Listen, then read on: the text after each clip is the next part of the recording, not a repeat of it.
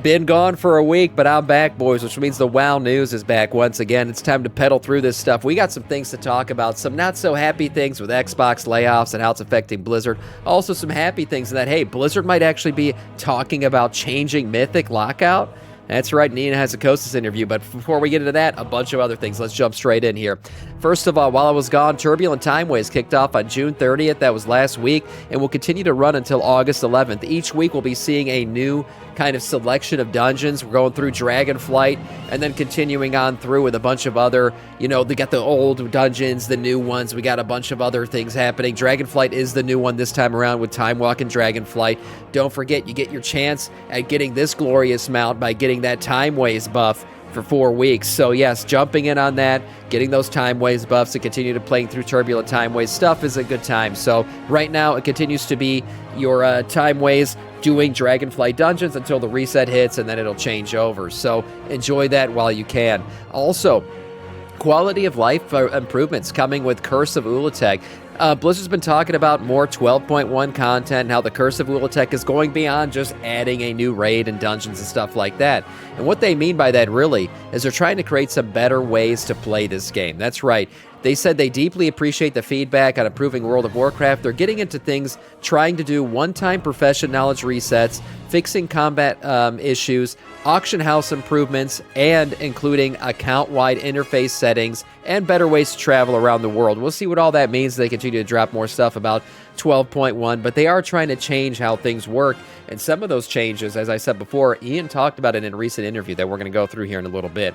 July's trading post is now live since I left, obviously. We're now in the 7th of July, which means a lot of these, trading post items, a lot of you guys have already gotten them. We also know the Bilgewater Extreme is your nice new end of trading post, mount that you can get. This is a nice one. I like it much more than the furry, sets or all the fairy sets that we've been seeing a lot of times at the end of trading posts. A nice little mount really does it for me. We got a rocket boy here, so strap a rocket between your legs. I mean, that's how I've lived my entire life, so that's no change for me.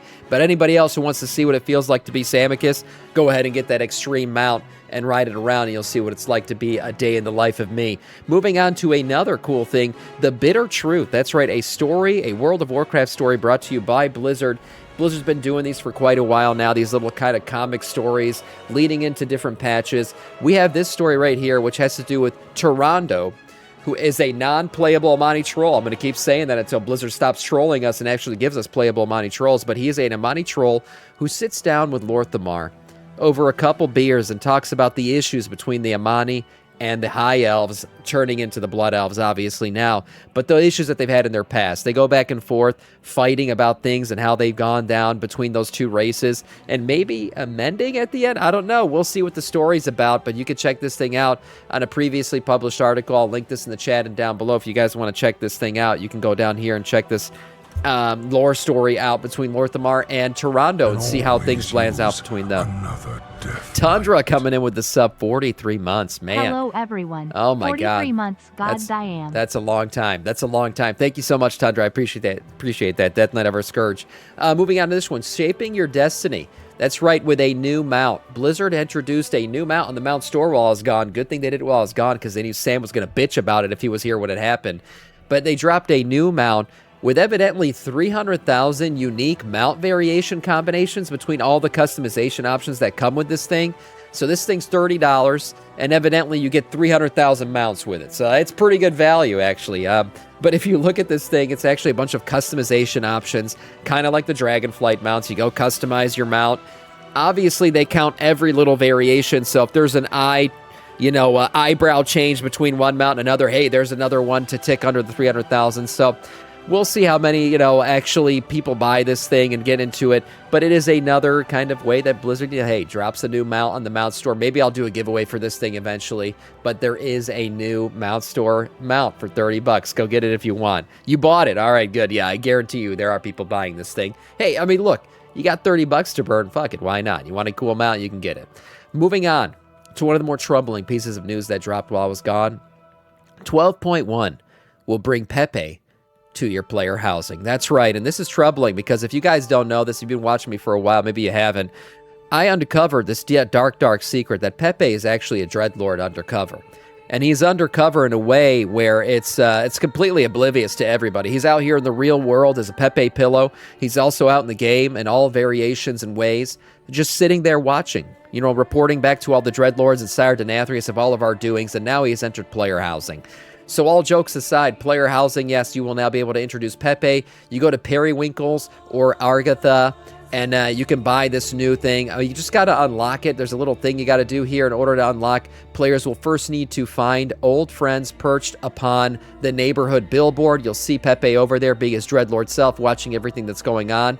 As long as they own either the Transdimensional Bird Whistle or the festive Transdimensional Bird Whistle toys, players can then interact with the bird. Then you click on him, and then you can purchase with 10 community coupons your ability to put Pepe all over the outside of your house. You can scale him, change his size, do whatever you want. You can actually interact with him, and he'll fly down and land on your head for about an hour. So yeah, I mean, Pepe's, he's a Dreadlord. This is actually confirmed from the creator of Pepe. I tweeted it out once when I discovered he was a Dreadlord, and the very creator of Pepe himself replied saying, that the secret's out, and this was one of the funniest things he's ever heard. So there you go. Pepe the Dreadlord can now come to your player house. Moving on to more serious news. The Shadowhunter's Hexblade has been introduced, a new two-bladed cosmetic sword. That's right, this is not a Warglaive. Blizzard keeps doing this lately, and it's been a pretty cool thing, but we're getting another one, the Hexblade here. A cool-looking kind of like, rustic, blade. This one kind of looks, it's a Warglaive, obviously, but it's got a kind of a classic look to it. Just kind of the blades, that's it. There's no glowy bits on this thing, nothing crazy going on, new runes, no runes or anything. Just another sword that Blizzard's introducing to add to your transmog. I think this is a cool one. Again, any kind of Warglaive looking transmog that allows people who typically equip swords to look like they're wearing Warglaives, I think this is a pretty cool one for sure. Moving on to another interesting thing. We all know about the top 1% Mythic mount. It's a great looking mount. I love it. I think it's great. Am I going to be top 1% this season? No, I'm going to leave that to the people. As a man of the people, I don't like to compete hardcore with the people. I like the people to get the achievement themselves. And if I take a piece of the 1%, that means somebody else won't get to. So I am a man of the people, and I will never be part of the top 1% in any category in life. So there you go, top 1%ers. You're going to get this mount. What's actually cool about it, turns out you're going to get some unique mount animations. So yeah, pretty cool looking mount animation here. You get the, the glowy bit with the red burst here at the top. There's also some really cool flying animations that'll come with this thing. So this is not just a reskin or recolor of the Mythic mount, but there's actually some really cool, unique mount animations coming with this thing. Again, the first 1% mount we've ever seen for Mythic Plus in the game at the end of this season. So keep pushing those keys, boys. Maybe you'll be one of the top 1%ers. Yeah, sure, Sam. I'm telling you guys, I want to compete with the people. Okay, moving on to the important things here. The Ian Hazzikostas interview. Now, he dropped a couple things here, and I'll address a couple things that he said here, but the most important thing, Mythic Raid Lockout was addressed by him, and you guys know this has been a thing that I've harped on for years. Talking about how Mythic Raid Lockout is an absolute sham, it's a piece of shit system, it's ancient, it needs to be removed, and I've said it before and I'll say it again. Keep it for the competitive side. That's fine. But after all the achievements are gotten and all the race to world first and everything else in the top 100 guilds all get it, unlock the fucking raid the mythic raids so we can just get out there and do them as a bunch of puggers. That's what I've been wanting to do for a long time. And right now with Sporefall, we saw that Mythic Raid Lockout really doesn't exist. People can go in there after Mythic Raid has happened for them and still help other people do it, which is what I've been saying needs to happen. Now, Ian did get into this, and we'll talk a little bit about what that means, what Sporefall looks like going forward for other Mythic Raids. But first of all, he did address add-ons, so I do want to say this real quick. Ian's happy with add-ons. He's happy with the current state of add-ons, the removal of add-ons, and anyone who currently says, well, this is a piece of shit system, we want add-ons back, it is not going to happen. Okay, Blizzard and Ian both said that they're happy with the current state of how things are. They do see the arms race occurring with the Lura fights, and they see the add-ons that have been tried to be put in and implemented, but it's nowhere near the level of weak auras and what they used to be, where it basically would have told you which symbol to hit your laser with next and everything automatically. The current add-ons that exist, really, you got to still trigger that shit in, put it in yourself, and then blast it out to the raid. So they like the way things are going. They don't plan on changing add-on lockouts and all that other stuff. They do plan on continuing to add things into the game that'll help you play the game without add-ons, right? So we keep seeing more UI stuff coming in that used to be add-ons that are no longer allowed in the game. Well, Blizzard keeps adding more stuff in there to allow you to not worry about not having those add-ons anymore. And we'll see if they continue to do that going forward. They are adding better glowy bits to the bars above bosses' heads and shit so you can actually tell who has aggro and stuff. So that's great. They'll continue to update stuff like that. But the more important thing here, Sporefall Mythic Lockout. Ian Hazakostas got into Mythic Lockouts and what's going to happen with it going forward. So the results of Sporefall, he said, have been great, but it's somewhere between a one-off and the future of all raiding and WoW. They heard a lot of feedback about old school Mythic Lockouts. More people are looking to pug Mythic raids than ever, and there are AOTC guilds looking to progress past Heroic, but don't see a clear path to do so. There's a lot of value in fixing raid sizes for higher encounters where they want to tune CE levels, which makes sense. I understand flex raiding creates issues where players are just going to obviously choose the best makeup of the Mythic raid in terms of 15 or 25 players, and they're going to always, optimize and say, well, this fight's the best at 15, this fight's the best with 20, and they'll continue to balance things out that way. When you have it locked at a single raid tier number, when you have it locked at a single number of raiders, obviously it makes it easier for Blizzard to tune fights. So I understand that not all Mythic raiding is going to go full flex, whatever number of players you want to bring to every fight is going to happen. But they did say that they are looking at the flexibility of future Mythic, but it maybe not being full flex, but being less rigid on raid lockouts. Ian went up into this when he talked about the potential of rigid Mythic raid lockouts being reevaluated later in the tier, maybe after the Hall of Fame is full. Look, Blizzard clearly watches my videos. It's gotta be what this is now, because they just keep saying shit that I've been saying for years at this point. It's pretty crazy. This is like a direct quote from Sam's mouth. After Hall of Fame, remove the raid lockout. I've been saying that for a freaking decade now. Dream Rift bypass and all Mythic lockout issues and an easier Mythic boss was a good player experience when he talked about Sporefall here. They would need to think about a lot of effects of loot structure changes, as it would change the boosting structure and Mythic splits. They want to do things that are best for the most players, but also need to consider the competitive players will take advantage of every loophole provided. I'm sure competitive players could take advantage of a loophole, but honestly, after Hall of Fame, what the fuck are competitive players doing? Do they even care anymore? I feel like all these, these big guilds and everything that really push Hall of Fame shit, after it's over, they don't give a fuck. So that whole thing about competitive players taking, who gives a fuck? Who gives a shit?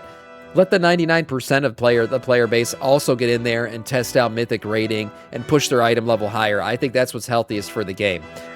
When they also talked about here, they said they are clearly looking towards a likely move in the direction of increasing flexibility in lockouts and structure, but they are going to do it in incremental steps. So that's great. Hey, at least they're considering it. And that's what I'm happy about it. The conversations are happening. Mythic lockout could be going away after Hall of Fame, like I've been saying for a long time now. Get rid of it. Let people get into Mythic raid. And the boosters are going to boost. Who gives a shit about them, honestly? Let the boosters do whatever they want to do. Let the Kings and the Julians out there pay for their boosts. Who gives a shit? And everyone else can just freaking play the game and actually enjoy Mythic raiding for what it is, which is really the hardest version of raiding and the hardest content in the game. Everyone wants to try it. Let them try it. Remove the lockout. Have a good time. Thank you, Arcanimus. Yes, welcome back, Sam. Thanks. They do their houses. Yes, true. The people like Sam who still don't have AOTC. Look, I'm going to get AOTC when I feel like it. For now, we're probably just going to do some Mythic Plus today. We'll see. Anyways, final piece of news here as we get into some lesser fun stuff to talk about. First of all, Mythic Plus tuning continues. Blizzard is going through, as the testing continues here, from July 7th to July 13th. They'll be testing Legacy Dungeons, and then all Season 2 Mythic Dungeons will be tested from July 14th to July 22nd. Blizzard making some changes here to Mythic Plus in 12.1, getting rid of more casters. We see changes to the Blinding Veil, the Den of Nalorok, and Murderer's Row, removing a bunch of casters and adding more just melee-based mobs in there. Less interrupts required from groups, which is great. Obviously removing some of the difficulty that is Mythic raiding when you got big casts going off all the time and there's no more interrupts to hit them with. So this is a good thing. I see Blizzard making more changes here to make dungeons easier, which is what we want to keep seeing. And also a great change to Den of Nalorok. They increased the pace of the RP. Thank God. That fucking dungeon has a lot of RP in it. Yeah, increase the pace of it, please. Moving on to some not-so-happy news. And the final bit of news here, Xbox continues to lay off people.